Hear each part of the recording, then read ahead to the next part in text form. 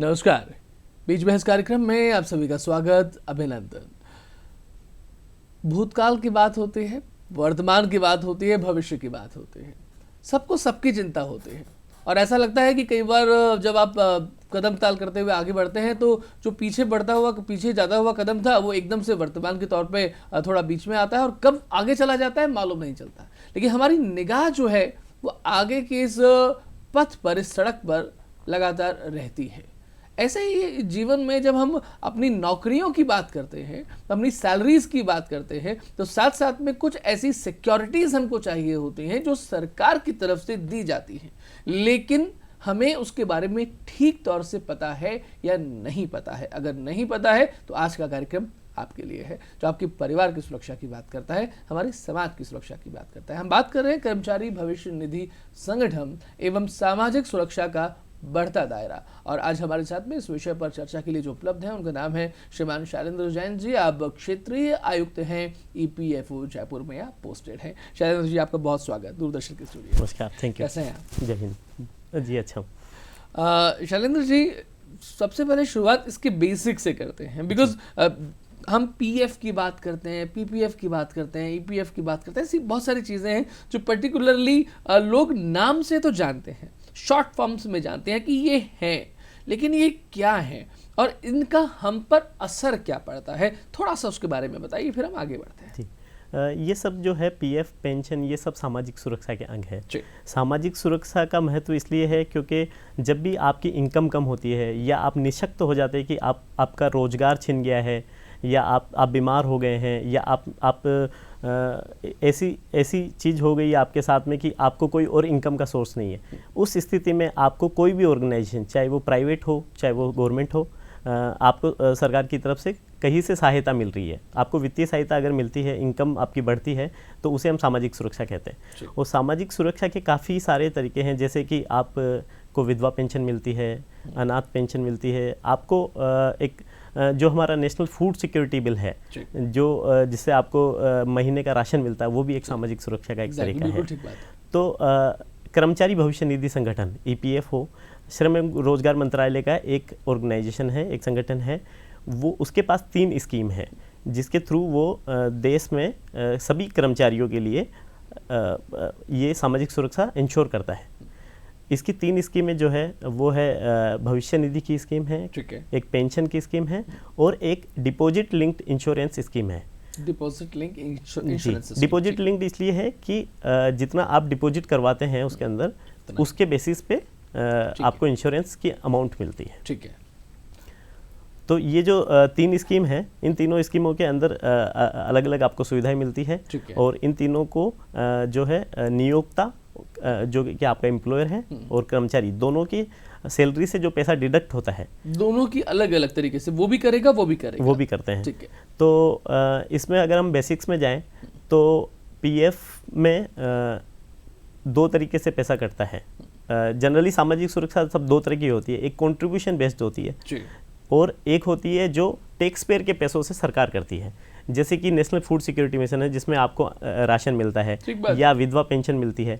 ये पेंशन आपको tax payer के अमाउंट से गवर्नमेंट देती है। लेकिन कर्मचारियों के लिए एक कंट्रीब्यूशन बेस्ड स्कीम है जिसके अंदर आप अपनी सैलरी का कुछ पोर्शन अपनी भविष्य की सुरक्षा के लिए रखते हैं और साथ में ही कंपनी जो है वो भी, या आपके जो नियोक्ता है वो भी एक उसमें एक योगदान करते हैं। आपने जब भविष्य की सुरक्षा की बात करी, तो ये भविष्य जो है इसकी एक एज पर्टिकुलरली ऐसा कुछ गिवन है? जैसे कि हम लोग सुनते हैं कि भाई सरकारी कर्मचारी जो रिटायरमेंट हो जाते हैं वो 60 की एज में है, तो क्या प्राइवेट एम्प्लॉयज़ के लिए भी ऐसा कुछ फिक्स्ड है कि इसके बाद में आप इसमें से धन निकाल सकते हैं या फिर कभी भी आवश्यकता पड़ने? तो बेसिकली हमारी जो 3 स्कीम है, तीनों की अलग अलग डेट, अलग अलग पीरियड डिसाइडेड है। PF स्कीम जो है उसके अंदर आप कभी भी पैसा निकाल सकते हैं। अच्छा। उसको हम एडवांस क्लेम बोलते हैं, एडवांस के दावे बोलते हैं, जिसके अंदर हमने सुविधा दी है कि अगर किसी को अपने परिवार में बीमारी की वजह से, किसी की एजुकेशन की वजह से, शादी की वजह से, या आपको अपना मकान बनाना है, हाँ। इस टाइप के काफ़ी सारे हमने ऑप्शन दिए हुए हैं कि आप उनके लिए एडवांस निकाल सकते हैं। उन सब एडवांस की अपनी अपनी लिमिट है कि आप कितना रुपया निकाल सकते हैं। वो एडवांस आपको वापस जमा नहीं कराना होता है। तो पीएफ जब आप अपनी कोई भी कंपनी जब आप नौकरी छोड़ते हैं उसके 2 महीने बाद अगर आप रोजगार में नहीं है तो आप पूरा निकाल सकते हैं उसको, आप 100% निकाल सकते हैं। लेकिन अगर आप किसी एक नौकरी छोड़ के आप किसी दूसरी कंपनी में या दूसरी फैक्ट्री में आप नौकरी करने जाते हैं तो उस केस में आप अपना पीएफ जो है वो एक कंपनी से दूसरी कंपनी में ट्रांसफ़र करवाएंगे। वो जो टोटल अमाउंट फ्यूचर में होगा उसके अंदर से आप एडवांस लेते रहेंगे। तो ये एक सुविधा है। 58 की एज तक हम लोग नौकरी को मानते हैं प्राइवेट कर्मचारियों की। उस टाइम तक हम हमारी जो पेंशन स्कीम है उसमें कंट्रीब्यूशन लेते हैं। अच्छा। पेंशन स्कीम का अगर कोई मेंबर बनता है तो वो 58 की एज तक अपना कंट्रीब्यूशन जमा कराता है और 58 के बाद में उसकी पेंशन स्टार्ट होती है। अच्छा, 58 के बाद में पेंशन स्टार्ट होती है जी। लेकिन इस स्कीम के अंदर 58 की एज तक आपकी जो सर्विस है वो टोटल सर्विस 10 साल से ऊपर होनी चाहिए। अच्छा। अगर आपने 10 साल से ज़्यादा काम किया है तो ही आप पेंशन के लिए एलिजिबल होंगे।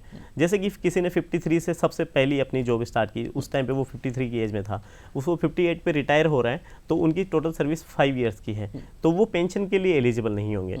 लेकिन वो पीएफ और पेंशन का जो कॉन्ट्रीब्यूशन वहाँ जमा हुआ है वो दोनों मिलके उनको वापस मिल जाएगा। लेकिन अगर किसी ने जैसे 25 साल की उम्र में ज्वाइन किया है या 30 साल की उम्र में ज्वाइन किया है तो उनकी सर्विस 58 तक 10 साल से ज़्यादा हो जाएगी। तो उस टाइम पे जो ईपीएफओ के रूल्स में जो फॉर्मूला है उसके बेसिस पे आपको मंथली पेंशन मिलना स्टार्ट होती है। तो ये सभी प्राइवेट कर्मचारियों के लिए है। और कर्मचारी भविष्य निधि संगठन जो है वो जहाँ पर भी जिस ऑर्गेनाइजेशन में भी 20 से ऊपर कर्मचारी काम करते हैं उनके लिए ये कंपलसरी है। अच्छा। उनके लिए ये ज़रूरी है कि वो ईपीएफओ के अंदर अपने आप को रजिस्ट्रेशन करवाए। और 15,000 से कम जिसकी तनख्वाह है, सैलरी है, उनके लिए ये कंपलसरी है कि वो अपना पीएफ डिडक्शन ज़रूर करवाएंगे। कंपनी उनका पीएफ डिडक्शन जरूर करेगी और ईपीएफओ में जमा करवाएगी। और 15,000 से ऊपर की सैलरी वालों के लिए ये स्वैच्छिक स्कीम है, ऑप्शनल स्कीम है कि वो वॉलंटरली अपने आप को एनरोल कर सकते हैं। अगर वो पहले से कर्मचारी भविष्य निधि संगठन के मेंबर नहीं है, अगर वो मेंबर है तो कंटिन्यू रहेंगे और अगर वो मेंबर नहीं है तो वो स्वैच्छिक तरीके से अपने आप को रजिस्टर करवा सकते हैं। अब जब हम कर्मचारी की बात करते हैं तो कर्मचारी की परिभाषा क्या केवल उस कर्मचारी की है जो किसी ऑर्गेनाइजेशन का पार्ट है, किसी कॉलेज में या किसी ऑर्गेनाइजेशन में, किसी इंडस्ट्री में वो काम कर रहा है? इस समय एक नया भारत है जिसमें स्टार्टअप्स की बात आ रही है, वो 10 जगह पर काम कर रहा है, 10 अलग अलग लोगों के लिए काम कर रहा है, लेकिन वो किसी एक से पर्टिकुलरली संबंधित नहीं है। तो क्या वो लेकिन वो चाहता है कि इन ऑर्गेनाइजेशंस में वो पैसा डाले, वो करे, उसके पास में अमाउंट है, तो क्या कुछ वो कर्मचारी माना जाएगा? कर्मचारी की परिभाषा में तो जो ट्रेडिशनली हमारा ईपीएफओ 1 नवंबर 1952 से स्थापित हुआ है, तो उस टाइम की जो डेफिनेशन थी उसके हिसाब से आज तक हम उन्हीं को कर्मचारी मानते जाए जिनको कोई नियोक्ता परमानेंटली सैलरी दे रहा है। अच्छा। जैसे कि अगर आप किसी के लिए फ्रीलांसिंग काम कर रहे हैं। हाँ। और अगर आप किसी के लिए बहुत पार्ट टाइम काम कर रहे हैं कि आप 1 घंटे 2 घंटे किसी के लिए काम करते हैं तो उन्हें कर्मचारी नहीं माना जाता। कर्मचारी की डेफिनेशन में जो रोजगार मंत्रालय की तरफ से जो डेफिनेशन होती है जिसके ऊपर सारे रूल्स लगते हैं, जैसे कि मैटरनिटी बेनिफिट एक्ट आप लगता है, मिनिमम वेजेस एक्ट लगता है, ये सब डेफिनेशंस के अंदर जो कर्मचारी है वही कर्मचारी ईपीएफओ के लिए भी है। तो अगर कोई कर्मचारी एक या ज़्यादा जगह कार्य करता है तो वो पीएफ का अधिकारी है, लेकिन उनको पेंशन जो है वो एक ही जगह से मिल पाएगी। अच्छा, पेंशन के लिए सर्विस जो है वो एक ही जगह से काउंट होगी।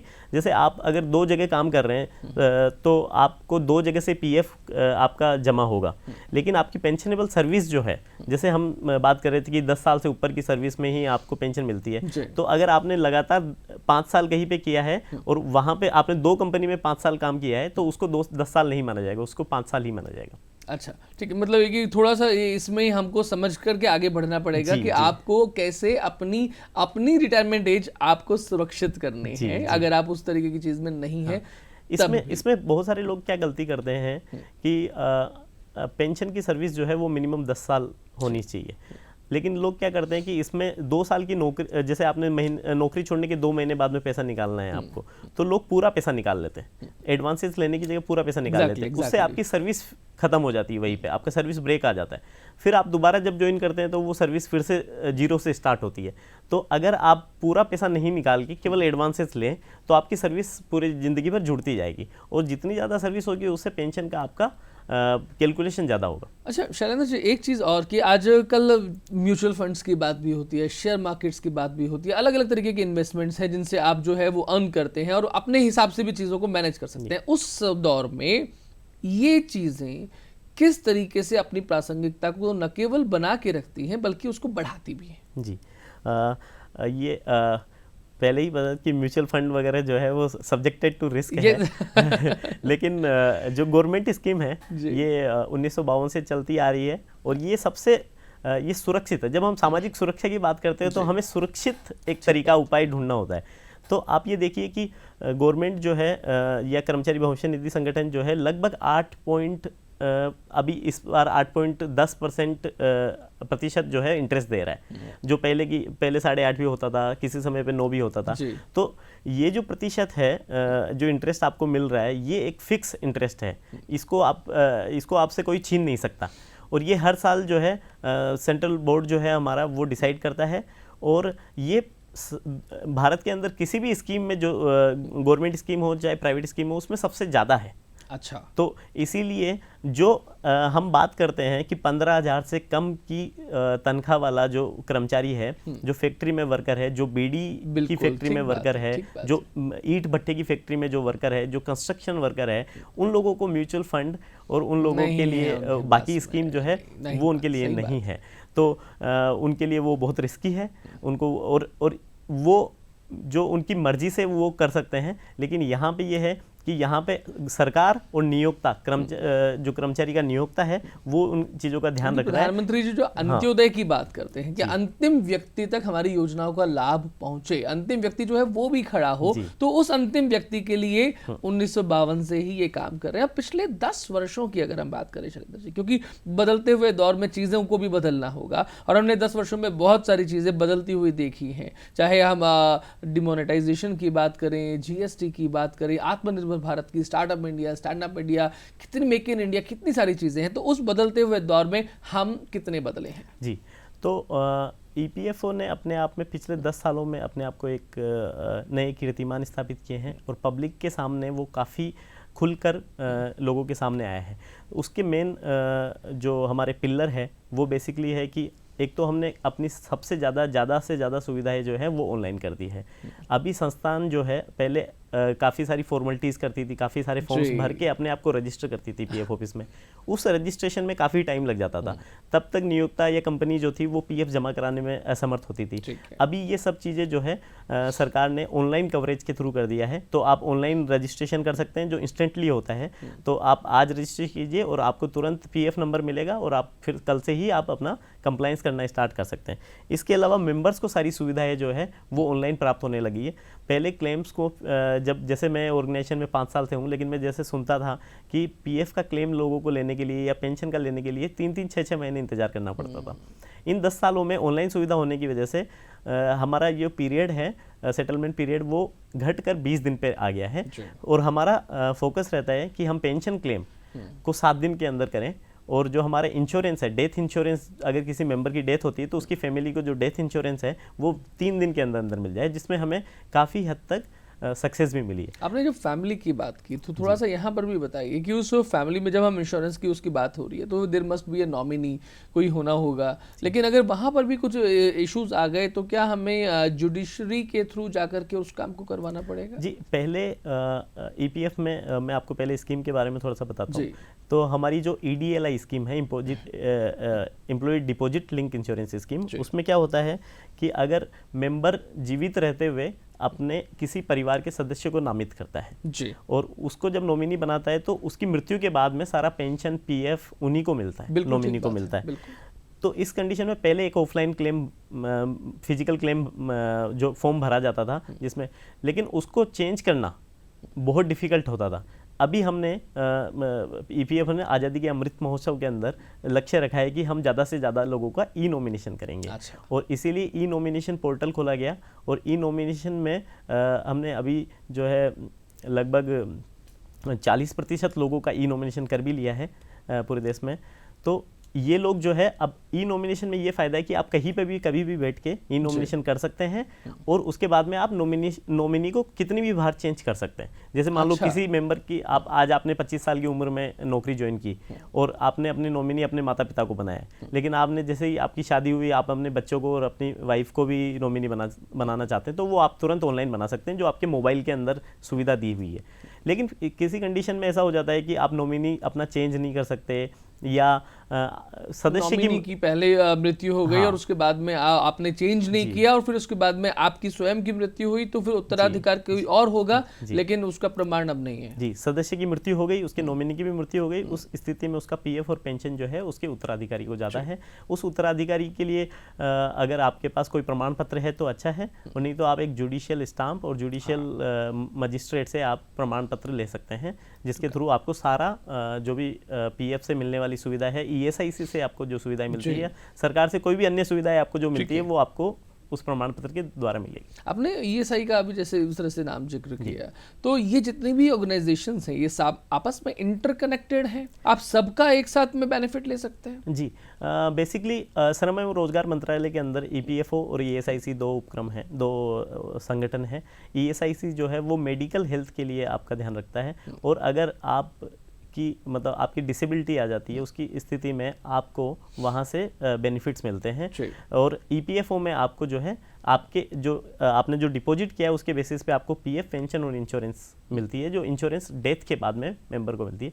आपको ये मतलब मैं एक हर्ष का विषय है कि बताने के लिए कि हम लोगों ने कोरोना के अंदर इतनी मृत्यु हो रही थी और इतनी लोगों को सामाजिक सुरक्षा की आवश्यकता थी, इसीलिए इंश्योरेंस की जो अमाउंट थी वो 6 लाख से बढ़ा के सरकार ने 7 लाख की। अच्छा। और उसके बाद में इसमें लगभग हमने 2000 करोड़ रुपए हमने इस इंश्योरेंस में अभी तक बांट दिए हैं, तो काफ़ी ज़्यादा 2 लाख लोगों को इसका बेनिफिट मिला है।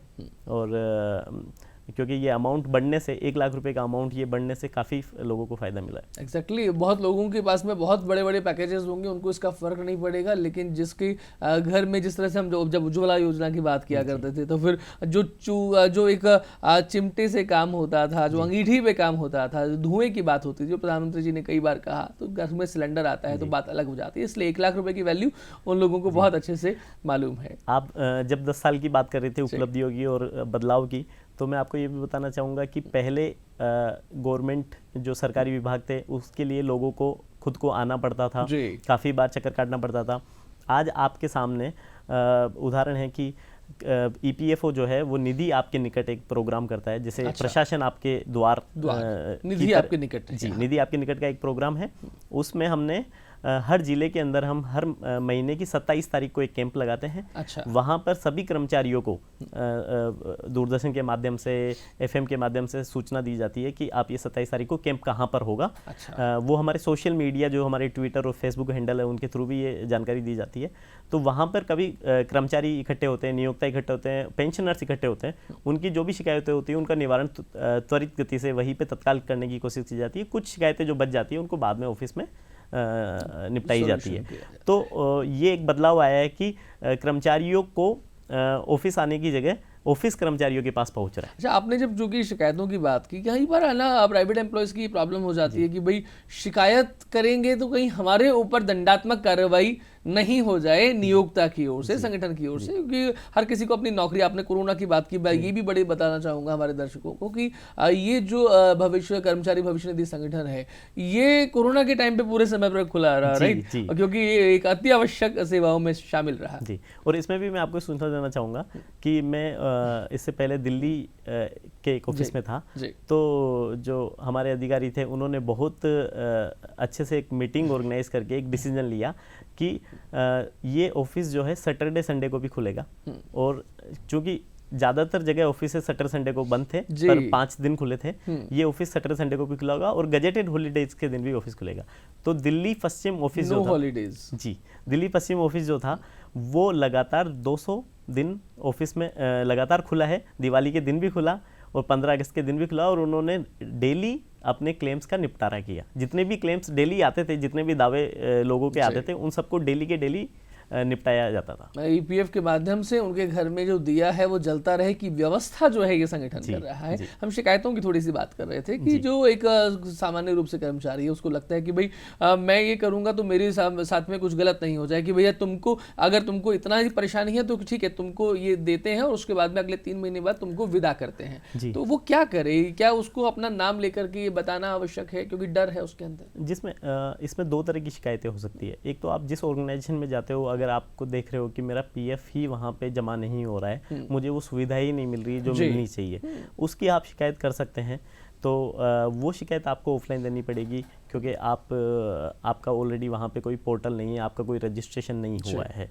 लेकिन अगर आपका रजिस्ट्रेशन हो चुका है और आपको लगता है कि नियोक्ता जमा तो कर रहा है लेकिन बीच बीच में कभी कम जमा करा रहा है, कभी जमा नहीं करा रहा है, अच्छा। उस स्थिति में आप जो है ऑनलाइन शिकायत भी कर सकते हैं। ऑनलाइन शिकायत के बेसिस पे और आपकी फिजिकल शिकायत जो आपने ऑफलाइन शिकायत दी है उसके बेसिस पे ऑफिस जो है इंस्पेक्टर और एनफोर्समेंट एजेंसी जो है हमारी, वो उस पर कार्य करती है। वो नियोक्ता से संपर्क करती है और उनसे जो वसूली होती है, रिकवरी जिसे हम बोलते हैं, वो भी करती है और उनसे कोशिश करती है कि वो इस नियमों की अनुपालना तरीके से करें। लेकिन इसके लिए आपको खुलकर आना पड़ेगा, हमेशा बननी पड़ेगी आपको। हम हमेशा दब कर नहीं रह सकते। हमें जब भी अपना अधिकार चाहिए तो हमें अपना कर्तव्य भी पूरा करना पड़ेगा कि हमें जो है विसल ब्लोअर बनना पड़ेगा। विसल ब्लोअर बनने की आपको बड़ी आवश्यकता है। दैट इज जागो ग्राहक जागो। तो कब तक हम दब कर रहेंगे? अब हम वो भारत है जो कि अब बढ़ रहा है और दुनिया के सामने खड़ा हो रहा है। सामाजिक सुरक्षा, पीएफ, पेंशन, ये सब चीजें इतनी कॉमन हो गई है कि अब कोई भी नियोक्ता इससे भाग नहीं सकता, कोई भी कंपनी इससे भाग नहीं सकती। क्या लगता है आपको? अभी आपने इतने नियोक्ताओं को आप देखते होंगे, इतनी ऑर्गेनाइजेशंस को देखते होंगे,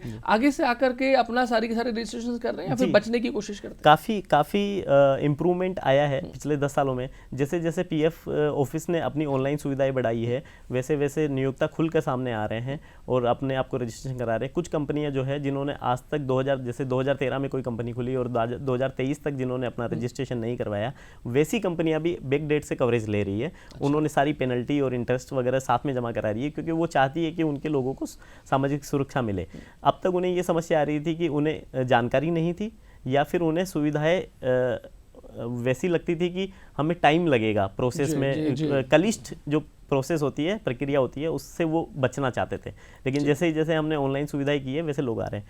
और अब मैं आपको ये बताऊं कि हमारे पास कुछ बड़े नियोक्ता ऐसे हैं जो मैं आपको ये समझाना चाहूँगा कि एक ट्रस्ट, हमारे पास एक एग्जम्पशन ट्रस्ट टाइप की एक स्कीम होती है। उसमें क्या होता है कि जैसे एयर इंडिया है, तो एयर इंडिया अपने लोगों को सुविधाएं देना चाहती है त्वरित, और उन्हें सरकार की स्कीम पे भरोसा नहीं है, तो वो अपने पास पीएफ जो है अपने पास जमा रखती है। अच्छा। वो पीएफ ऑफिस में जमा नहीं करवाती, पर वो हमसे परमिशन लेके अपने पास रखती है ताकि उनके कर्मचारियों को तुरंत इमरजेंसी में तुरंत दी जा सके, विद ड्यू परमिशन। हाँ। अच्छा। स्टार्टिंग में वो एक बार परमिशन लेते हैं कि हम लोग पीएफ हमारे पास मेंटेन रखेंगे, और वो फिर तुरंत अपने कर्मचारियों को सेवा देना चाहते हैं। अच्छा। लेकिन धीरे धीरे ईपीएफओ की सुविधाएं इतनी त्वरित होने लगी, इतनी फास्ट स्पीड से होने लगी है और इतनी ऑर्गेनाइज तरीके से होने लगी है कि ऐसी जो बड़ी कंपनियां हैं जिन्होंने 10 साल, 20 साल, 25 साल पहले भी जो ट्रस्ट बनाया था, वो ट्रस्ट आज सरेंडर करके ईपीएफओ में अनुपालना कर रहे हैं। वो सब पीएफ, जैसे एयर इंडिया, विश्वास बढ़ रहा है। एयर इंडिया,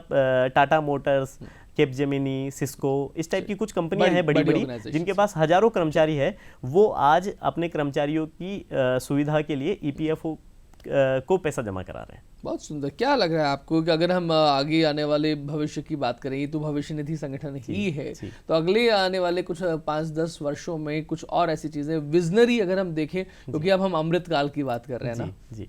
तो बेसिकली ईपीएफओ का टारगेट है और भारत सरकार का भी टारगेट है कि यूनिवर्सल सोशल सिक्योरिटी सबको मिले, मतलब बेसिकली हर आदमी इसकी कवरेज में आए। तो प्रपोजल है कि हम लोग जो है एक जो 15,000 से कम में कंपलसरी हमारी स्कीम है, 15,000 से अगर कम सैलरी होने पे पीएफ जमा होता है, तो हम इसको या तो सैलरी को बढ़ा दें इस सीलिंग को, या हटा दें।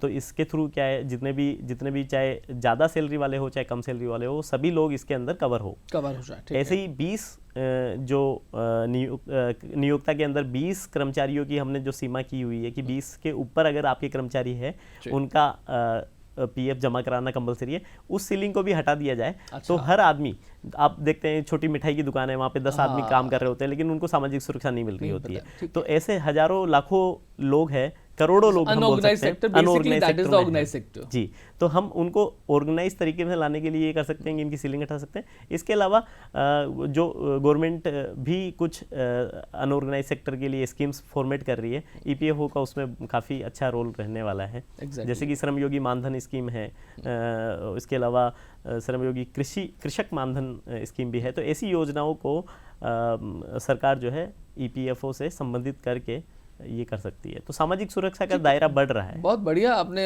जो बात कही है, ये बहुत महत्वपूर्ण बात भी है कि बिकॉज भारत में अगर हम जो अनऑर्गेनाइज सेक्टर और ऑर्गेनाइज सेक्टर की बात करते हैं, उसमें अगर अनऑर्गेनाइज सेक्टर की बात करें तो शायद वही भारत के लिए बहुत महत्वपूर्ण है।